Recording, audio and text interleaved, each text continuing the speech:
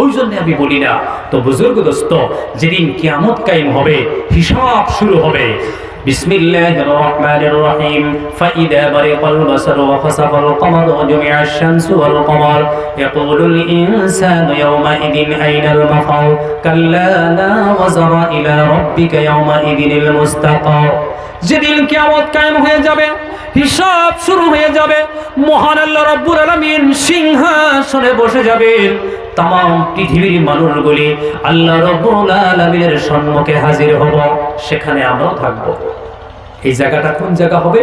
বর্তমানের ফিলিস্তিন, Syria, Jordan, Lebanon, এই চারটা দেশকে এই বুখারীর বর্ণনায় এই চারটা দেশই হলো শাম দেশ। কথা বুঝে আসছে না নাই ভাই?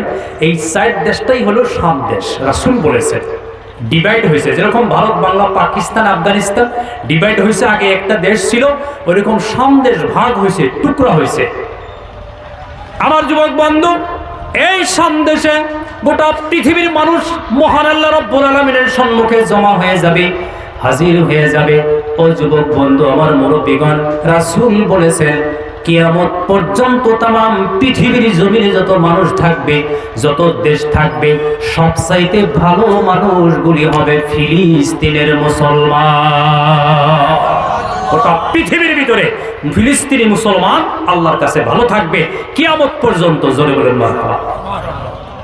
এখন বর্তমানের প্রেক্ষাপটে ফিলিস্তিনে যেটা ঘটছে, এটা বেশি দূরে না। আরবে এরকম ঘটনা ঘটলে আরবরা কোথায় ভাগতো? কথা বুঝে আসছে না? তারা আজকে ৬০ না ৬৫ নয় ৭০ বছর ধরে একই অবস্থায় আছে। তারা বুখারী শরীফে একটি হাদিস আসছে তো, বিসমিল্লাহির রহমানির রহিম। ক্বালা রাসূলুল্লাহি সাল্লাল্লাহু আলাইহি ওয়াসাল্লাম লা তাযালু আলা তাইফাতিন মিন কওমি ইলা আখিরিল হাদিস আও কামা ক্বালা রাসূলুল্লাহি সাল্লাল্লাহু আলাইহি ওয়াসাল্লাম। রাসূল বলেছেন কিয়ামত পর্যন্ত একদল মানুষ থাকবে ফিলিস্তিনের জমিনে, শাম দেশে। তারা থাকবে বলিষ্ঠ কণ্ঠওয়ালা, তারা পৃথিবীর কাউকে ভয় পাবে না। জোরে বলুন সুবহানাল্লাহ। পৃথিবীর কাউকে তারা ভয় পাবে না। ও সাহাবারা, তারা কিয়ামত পর্যন্ত বেঁচে থাকবে, যত নসল বেঁচে থাকবে কিয়ামত পর্যন্ত, তাদের জেনারেশন কিয়ামত পর্যন্ত আসবে, তারা কিয়ামত পর্যন্ত যুদ্ধ চালিয়ে যাবে আল আকসা মসজিদকে হেফাজত করার জন্য। আল্লাহ তাদের হাতে কামিয়াবি দিয়ে দিবে। জোরে বলুন সুবহানাল্লাহ। বুজুর্গ দোস্ত, এটা কি কোনো খেলাধুলা? এটা কি কোনো তামসা? আল আকসা মসজিদ, যেখানে ১,২৪,০০০ পয়গম্বর জামাতে এক জায়গায় নামাজ আদায় করছে, আল আকসা মসজিদ। বিসমিল্লাহির রহমানির রহিম। সুবহানাল্লাযী আসরা বি'আবদিহি লাইলাম মিনাল মাসজিদিল হারাম ইলাল মাসজিদিল আকসাল্লাযী বারাকনা হাওলাহু লিনুরিয়াহু মিন আয়াতিনা ইন্নাহু হুয়াস সামিউল বাসীর। আয়াত লম্বা সূরা। ও যুবক যুবক বন্ধু, আমার মুরব্বিগণ, বিশ্বনবী মুহাম্মদুর রাসূলুল্লাহ সাল্লাল্লাহু আলাইহি সাল্লাম বলেন, মেরাজের রাতে আমি রাসূলকে যখন জিবরাইল বুরাকের পৃষ্ঠে ছোঁয়ার করাইয়া চোখের পলকে নিয়ে আল আকসা মসজিদে পৌঁছাইয়া দেয়, মহান আল্লাহ রাব্বুল আলামিন জিবরাইলকে বলে, জিবরাইল জোরে জোরে একটা আযান দিয়ে দাও। জিবরাইলের আযান কমপ্লিট হতে না হতে আমি রাসূল তাকায়া দেখলাম মহান আল্লাহ রাব্বুল আলামিনের আহ্বানে আদম নবী থেকে ঈসা নবী পর্যন্ত ১,২৩,৯৯৯ জন নবী আল আকসা মসজিদে নামাজের কাতার বেঁধে ফেলেছে। জোরে বলুন সুবহানাল্লাহ। আল্লাহ পাকের আহ্বানে, জিবরাইলের আযানে বিশ্ব নবী বলেন, মেরাজের রাতে আমি দেখলাম সমস্ত নবীগণ নামাজের কাতার বন্দী করেছেন। মহান আল্লাহ রাব্বুল আলামিন জিবরাইল আমিনকে ইশারা করলেন, জিবরাইল আমিন আমাকে নিয়ে ইমামতির জায়গায় দাঁড় করাইয়া দিলেন। ভাই, মেরাজ তো সংঘটিত হয়েছে। আল্লাহর রাসূল, আমাদের রাসূলকে সর্বশ্রেষ্ঠ রাসূল ঘোষণা দেওয়ার জন্য। সুবহানাল্লাহ বলুন। এটাই মেরাজের মূল কারণ। আমার যুবক বন্ধু, আমার মুরব্বিগণ, বিশ্বনবী মুহাম্মদ রাসূলুল্লাহ সাল্লাল্লাহু আলাইহি সাল্লামের বর্ণনায় ১,২৩,৯৯৯ জন নবীর নেতৃত্বে আমি রাসূলকে যখন আল্লাহ পাক পরওয়ারদিগার আলম 2 রাকাত নামাজের অনুমতি দিলেন। আমি ইমামতি করলাম। 1,23,999 জন নবী এই আল আকসা মসজিদে আমার পিছনে মেরাজের রাতে নামাজ আদায় করেছে। রাসূল বলেছিলেন সাহাবারা তারা কিয়ামত পর্যন্ত যুদ্ধ করে যাবে, যুদ্ধ চালিয়ে যাবে, তারা থামবে না। শুধু তারা নয়, তাদের যেটা জেনারেশন পৃথিবীতে আসবে কিয়ামত পর্যন্ত তারাও একই মিজাজের হবে। জোরে বলুন সুবহানাল্লাহ। আমার যুবক বন্ধু, আমার মুরব্বীগণ, আমি একটু আগে বলেছিলাম স্পেন পৃথিবীর এমন একটা দেশ যেখানে 1000-এর অধিক বছর ইসলাম কায়েম ছিল। সেখানে আজকে দিন না থাকার কারণে, আমল না থাকার কারণে, দিনই কোনো মিজাজ না থাকার কারণে নবপ্রজন্ম শুয়োরের মাংস খায়। ও যুবক বন্ধু, মদ পান করতেছে, বিভিন্ন অশ্লীল, বিভিন্ন ইসলাম বিরোধী কামের মধ্যে তারা নিমজ্জিত। মনে রাখবেন মুসলমান, তারা যদি 10 তলা 20 তলা বিল্ডিং এ বসবাস করে, তারা যদি এসি রুমেও থাকে বন্ধু, যদি দিন না নিয়ে কবরে যায়, তারা কিন্তু ফকির আর মিসকিন হয়ে দাঁড়াতে হবে। আর ফিলিস্তিনি মুসলমান যাদের ঘর নাই, বিল্ডিং নাই, বালাখানা নাই, যাদের কিচ্ছু নাই, সব কিছু ধূলিসাৎ হয়ে গেছে, মাটির সঙ্গে মিশে গেছে, ও বন্ধু, কিন্তু ফিলিস্তিনি মুসলমানগুলি কিয়ামতের মাঠে শহীদ হয়ে দাঁড়াবে। ভাই, এটা দিন একটা সুপার পাওয়ার। শুধু সুপার পাওয়ার না, দিন আর নেক আমলের পাওয়ারটা সুপ্রিম পাওয়ার। আল্লাহু আকবার করে এটা জিকির করে সুবহানাল্লাহ আলহামদুলিল্লাহ ওয়া ইলাহা ইল্লাল্লাহ, সুবহানাল্লাহ আলহামদুলিল্লাহ ওয়া ইলাহা ইল্লাল্লাহ মুহাম্মাদুর রাসূলুল্লাহ সাল্লাল্লাহু আলাইহি ওয়াসাল্লাম। ইতিহাস সাক্ষী, ও যুবক বন্ধু, আমাদের প্রিয় রাসূল সাল্লাল্লাহু আলাইহি সাল্লাম আহারে একটা মাত্র দোষের কারণে 3 বছর জেল খাটলেন। কয় বছর কথা বলুন? রাসূলের সাথে 53 জন পুরুষ মহিলা সাহাবা সাহাবিয়া ছিলেন। ওই জেলখানার মধ্যে বর্তমান পৃথিবীতে যত কঠিন থেকে কঠিন জেলখানা আছে, সেখানে খানা দানা পানি পহর লাইটের ব্যবস্থা আছে, আছে না নাই? রাসূল শিয়াবে আবি তালিবি জেলখানার মধ্যে 53 জন পুরুষ মহিলা সাহাবা দিয়ে সাহাবিয়াদেরকে নিয়ে 3 বছর জেলের মধ্যে রইলেন। ওইখানে কোনো ধরনের যোগাযোগ ছিল না, কমপ্লিট নন কপারেশন, না পানি, না খানা, না দানা, না কোনো কিচ্ছু। এবার প্রশ্ন হতে পারে রাসূলের জেল হওয়ার কারণ কি ছিল? একটাই কারণ ছিল, একদিনের ঘটনা, চাঁদনি রাত ছিল, জোনাক রাত। মা ফাতিমা বয়স তখন 6 বছর, ঘরের মধ্যে রাসূলের সঙ্গে শুয়ে আছে, বাপ আর মেয়ে এক বিছানার মধ্যে শুয়ে আছে। আমার যুবক বন্ধু, মা ফাতিমা ছোট্ট মেয়ে বিশ্বনবীকে বলতেছেন, ইয়া রাসূলুল্লাহ, ইয়া হাবিবাল্লাহ, ও আমার আব্বাজান বিশ্বনবী, আপনার মতো ভালো মানুষ আমি মক্কা নগরীতে দেখি নাই। ও আমার আব্বাজান, তথাপি কেন আপনাকে মক্কা নগরীর মানুষে মারে? আপনার দোষ কি?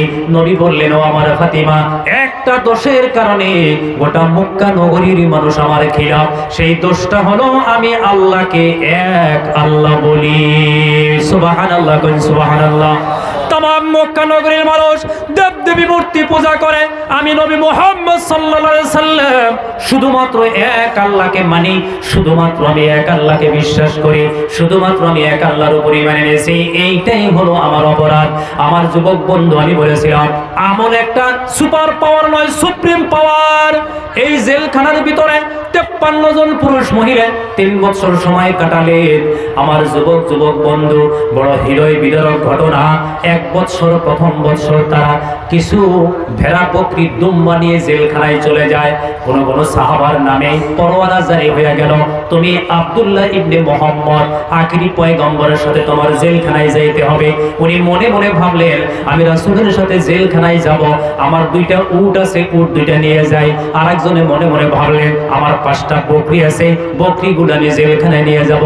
আমার বিবি বাল বাচ্চা কার কাছে রেখে যাব? বিবি বাল বাচ্চাও আমি জেলখানায় রাসূলের সাথে থাকবো। জোরে বলুন সুবহানাল্লাহ। 3 বছরের ভিতরে প্রথম বছর কমপ্লিটে চিয়াবিয়া বিতলেবের জেলখানায় যত পুরুষ মহিলা সাহাবা সাহাবিয়া ছিলেন, উটগুলো জবাই করে করে খাইতে খাইতে দুম্বাগুলি বকরিগুলি 1 বছরে শেষ হয়ে যায়। তারপরে তাদের খাবারের কোনো কিছু ছিল না, পানি ছিল না। এই জেলখানার মধ্যে দেওয়ার পরে চতুর্দিকে তারা ব্যারিকেড দিয়ে দিলেন, নন কপারেশন যোগাযোগ ছিন্ন করে দিল। ও যুবক বন্ধু, আমার মুরব্বী বাবাজিরা, 3 বছর পার হয়ে যায়। রাসূল যেদিন জেলখানা থেকে বের হবে, রাসূল অসুস্থ হয়ে যায়। সাহাবাদের কাঁধের উপরে বের হবে, কাঁধের উপরে ভর করে বের হয়ে যায়। আমার নজওয়ান বন্ধু, এই জেলখানার ঘটনা আমার বলা মকসুদ নয়। আল্লাহর আকাশের নিচে জমিনের উপরে গোটা পৃথিবীর ভিতরে নেক আমল যে সুপ্রিম পাওয়ার, সুপার পাওয়ার, ওই জন্য আমি কথাটা বলতেছি। ও আমার মুরব্বীগণ, নজওয়ান বন্ধুরা, যখন এই জেলখানার মধ্যে যাওয়া হলো, ওই সময়ে তদানীন্তন সময় সুপার পাওয়ার মক্কা নগরীর ছিল আবু জেহেল উতবা সাহেবের হাতে। মাঝে মাঝে তারা জেলখানায় ঢুকে যায়, সাহাবাদের সুন্দরী সুন্দরী রূপবতী পুণ্যবতী গুণবতী মেয়েগুলাকে জেলখানা থেকে বের করে নিয়ে যায়, নিয়ে কাউকে এক খানদানে নিয়ে বিয়ে করে, কোন এক পরিবারে নিয়ে যায়, ওদের মন মতলবি নিয়ে যায়। কথা বুঝে আসছে না নাই? আমার যুবক বন্ধু, আমার মুরব্বীগণ, 1 বছর যাওয়া লাগে নাই, 2 বছর যাওয়া লাগে নাই, 3 বছরের প্রয়োজন হয় নাই। সাহাবাদের সুন্দরী যুবতী মেয়েগুলাকে বের করে নিয়ে ও যুবক বন্ধু যারা বিয়ে করলো, যে খানদানের মানুষ নিয়ে গেল, যে গ্রামে নিয়ে বিয়ে করলো, ও যুবক বন্ধু, আমার মুরব্বীগণ, সাহাবাদের মেয়েদের নেক আমল দেখে এর উপরে তারা বড় মোহিত হয়ে গেল।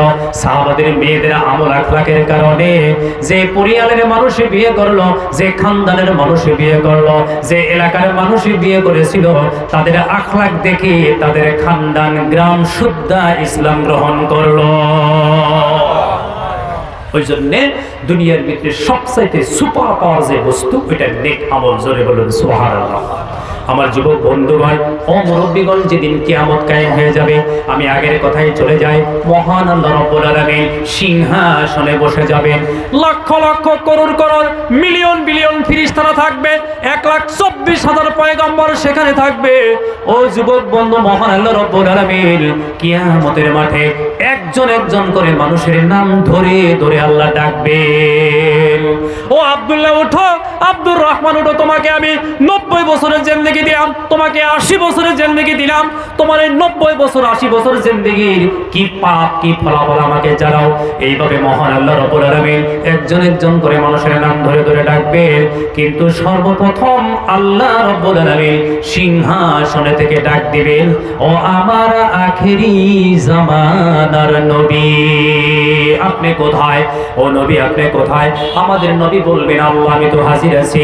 আল্লাহ পাক বলেন, ও নবী, আজকে এই হাসরের ময়দানে আমার আদম নবী থেকে আপনার শেষ নবী পর্যন্ত যত নবী আর যত নবীর উম্মত, আহারে আজকে এই হাসরের ময়দানে ও আমার আখিরি জামানার নবী, আপনার উম্মতের হিসাব আমি সর্বপ্রথম আরম্ভ করব। এই উম্মতের হিসাব থেকে স্টার্ট হবে, এই উম্মত থেকে শুরু হবে, এই উম্মত থেকে। নবীজি যখন আল্লাহ বলবেন, আমার হাবিব আপনার উম্মত থেকে হিসাব শুরু হবে, নবী আমার অস্থির হয়ে যাবে, পরিশান হয়ে যাবে। কারণ ডান দিকে তাকায় দেখবেন আদম নবী নাফসি নাফসি বলে কাঁদতেছে, বাম দিকে তাকায় দেখবেন মূসা নবী, এরা হলেন বিশিষ্ট নবী, নাফসি নাফসি বলে কাঁদবে। ইব্রাহিম নবীকে দেখবেন নাফসি নাফসি বলে কাঁদতেছে, নূহ নবীকে দেখবেন নাফসি নাফসি বলে কাঁদতেছে। তখন আমাদের নবী বড় চিন্তিত হবেন, আমাদের নবী তখন পরেশানি হয়ে যাবেন। যেখানে আদম নবী নাফসি নাফসি বলে কাঁদে, মূসা নবী কাঁদতেছে, আমার কোন উম্মত আল্লাহর সামনে যাইতে পারবে? কার সাহস হবে, কার হিম্মত হবে? আল্লাহ পাক আবার ডাকবেন, ও যুবক বন্ধু, আমার মুরব্বীগণ। 3 বার বলার পরে মহান আল্লাহ রাব্বুল আলামিন বলবেন, আমার আখিরি জামানার নবী, আপনার একজন উম্মত আমার সম্মুখে হাজির করে দেন, আপনার উম্মত থেকে হিসাব শুরু হয়ে যাবে। আহারে, এরপরে রাসূল আমাদের প্রিয় নবী, প্রাণ প্রিয় নবী চিন্তা ভাবনা করতে করতে সিদ্ধান্ত নেবেন, আজকে এই হাসরের ময়দানে আল্লাহর সম্মুখে যদি কথা বলতে পারে, হিসাব দিতে পারে, ওইটা আমার আবু বকর পারবে। রাসূল ডাকবেন, আবু বকর, আইনা আবু বকর, আবু বকর তুমি কোথায়? বলি, ইয়া রাসূলুল্লাহ, হা হুনা, আমি এখানে আছি। তুমি আল্লাহর সম্মুখে যাও। আবু বকর সিদ্দিক রাদিয়াল্লাহু তাআলা আনহু বলবেন, ইয়া রাসূলুল্লাহ, ইয়া হাবিবাল্লাহ, কেন? বলে সর্বপ্রথম তোমার থেকে হিসাব শুরু হবে। আবু বকর সিদ্দিক বলবেন, ইয়া রাসূলুল্লাহ, ইয়া হাবিবাল্লাহ, আমার পক্ষে সম্ভব হবে না, আমি যাইতে পারবো না, আমি ভয় পাই। বলে কেন ভয় পাও? বলে, ইয়া রাসূলুল্লাহ, ইয়া হাবিবাল্লাহ, আমার বয়স যখন 37 বছর হয়েছিল, 37 ইয়ার্স, আমার 37 বছর বয়স যখন, তখন আমি ইসলাম গ্রহণ করেছিলাম। এর আগে বারবার দেব দেবী মূর্তি পূজা আমি করেছিলাম। আমি ওইখানে যাওয়ার পরে যদি মহান আল্লাহ রাব্বুল আলামিন আমাকে বলে, আবু বকর, তুমি কেন দেব দেবীকে পূজা করেছিলা? আমি কোনো উত্তর দিতে পারবো না, ইয়া রাসূলুল্লাহ, ইয়া হাবিবাল্লাহ, আমার পক্ষে সম্ভব হবে না নবী গো, আমি কেমনে যাব আল্লাহ পাকের সম্মুখে?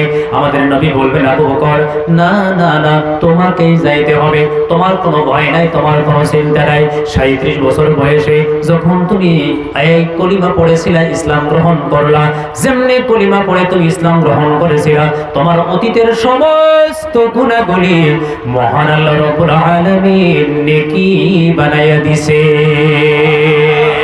তোমার আমলনামায় কোনো গুনাহ নাই। মারহাবা বলুন, মারহাবা। ওই জন্য মহান আল্লাহ রাব্বুল আলামিন সূরা ফুরকানের মধ্যে মুমিন বান্দার 17টা গুণের কথা বলেছেন। কয়টা গুণ মুমিন বান্দা? 17টা। আচ্ছা, আপনারা আমার কথা বুঝতেছেন নি? ওয়াজ বা ভাষা বোঝা যাইতেছে তো না? সমস্যা হয় না। মুমিন বান্দার 17টা গুণ।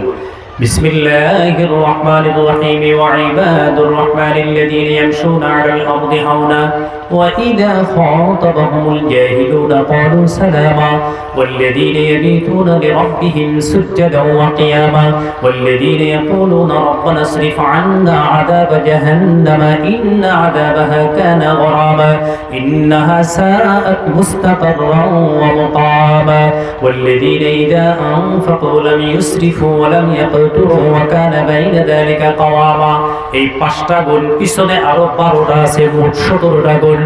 মহান আল্লাহ রাব্বুল আলামিন বলেন, মুমিন বান্দার 17টা গুণ, তার ভিতরে একটা গুণ হলো, মুমিন বান্দার যদি কোনো ভুল হয়ে যায়, কোনো গুনাহ হয়ে যায়, কোনো নাফরমানি করে ফেলে ভুলবশত, সঙ্গে সঙ্গে মুমিন বান্দা তওবা করে ফেলে। জোরে জোরে কোন মারহাবা। 17টা গুণের ভিতরে এইটাও একটা। মান তাবা ওয়া আমানা ওয়া আমিলা আমালান সালিহান ফাউলাইকা ইউবাদদিলুল্লাহু সাইয়্যাতিহিম হাসানাত ওয়া কানা আল্লাহু গফুরুর রহিমা। ও যুবক বন্ধু, আমার মুরব্বিগণ, যখন মুমিন বান্দার ভুল হয়ে যায়, অন্যায় করে ফেলে, তখন মুমিন বান্দার সঙ্গে সঙ্গে তওবা করে ফেলে। মহান আল্লাহ বলতেছেন, যখন একজন গুনাহগার, যখন একজন নাফরমান গুনাহ করে ফেলে, যখন একজন নাফরমান গুনাহ করে ফেলবে, সঙ্গে সঙ্গে যদি সে তওবা করে, ও যুবক বন্ধু, তাফসীরে মুজহরি আল্লামা সানাউল্লাহ পানিপতি লিখতেছেন, কোন মানুষ যদি 90 বছর পর্যন্ত নাফরমানি করে গুনাহ করে, কোন মানুষ যদি 100 বছর পর্যন্ত নাফরমানি করে গুনাহ করে, দিল থেকে যদি তওবা করে ফেলে, ও যুবক বন্ধুগণ, মহান আল্লাহ রাব্বুল আলামিন বলেন, তওবা করলো, আমানা ঈমান আনলো, ওয়া আমিলা আমালান সালিহান, নেক আমল করলো, ফাউলাইকা ইউবাদদিলুল্লাহু সাইয়্যাতিহিম হাসানাত। তার 90 বছরের গুনাহগুলি মহান আল্লাহ ক্ষমা করে না, মাফ করে না। তার 100 বছরের গুনাহগুলি মহান আল্লাহ ক্ষমা করবে না, মাফ করবে না। গুনাহগুলি গুনার জায়গায় থাকবে। আমার আল্লাহ বলেন, ওই গুনাহগুলি তওবা করার কারণে আমি আল্লাহ নেকি বানাইয়ে দিব। আমাদের প্রিয় রাসূল বলেছেন, একজন মানুষ যদি গুনাহ ছেড়ে দেয়, আল্লাহ এই গুনাহ আমি আর করব না, এই অপরাধ আমি আর করব না, এই চুরি আমি আর করব না, এই ডাকাতি আর কোনোদিন করব না, এই মিথ্যাচার আমি আর কোনোদিন করব না, শিকায়ত গীবত চুগলখড়ি কোনোদিন আমি আর করব না গো আল্লাহ। যখন একজন যুবক তওবা করে, বিশ্ব নবী বলেছেন, তওবা করার সঙ্গে সঙ্গে, ও যুবক বন্ধু, 2টা সুরত, 2টা রাস্তা। একটা হলো আল্লাহকে ভয় করে গুনাহ ছেড়ে দেওয়া, আর একটা হলো তওবা করার কথা। বুঝে আসছে না নাই? যেমনি একজন মানুষ তওবা করার আগে গুনাহটা শুধুমাত্র ছেড়ে দেয়, রাসূল বলেছেন, ওই মানুষটার আমলনামার মধ্যে 1 লক্ষ তাহাজ্জুদের সওয়াব লেখা হয়। এটা হলো গুনাহ ছেড়ে দেওয়ার ফজিলত। এরপরে পরে যদি তওবা করে, মান তাবা ওয়া আমানা ওয়া আমিলা আমালান সালিহা ফাউলাইকা ইউবাদদিলুল্লাহু সাইয়্যাতিহিম হাসানাত। আমার যুবক বন্ধু, আমার মুরব্বিগণ, একজন জওয়ান অবস্থায় গুনাহ করলো, অনুতপ্ত অনুশোচনা জেগে গেল, দিলের ভিতরে বড় আপনার আফসোস হয়ে গেল, আল্লাহ আমি আর জীবনে গুনাহ করব না, তওবা করে ফেলল। এর তওবার কারণে, সচ্চা তওবার কারণে মহান আল্লাহ রাব্বুল আলামিন মুশরিক থেকে মাগরিব পর্যন্ত, জুনুব থেকে শিমাল পর্যন্ত तमाम পৃথিবীর মাটির নিচে যত মুর্দা আছে, একজন নওজোয়ানের তওবার বিনিময়ে সমস্ত মুর্দিগাদের 40 দিন পর্যন্ত কবর আযাব মাফ হয়ে যায়।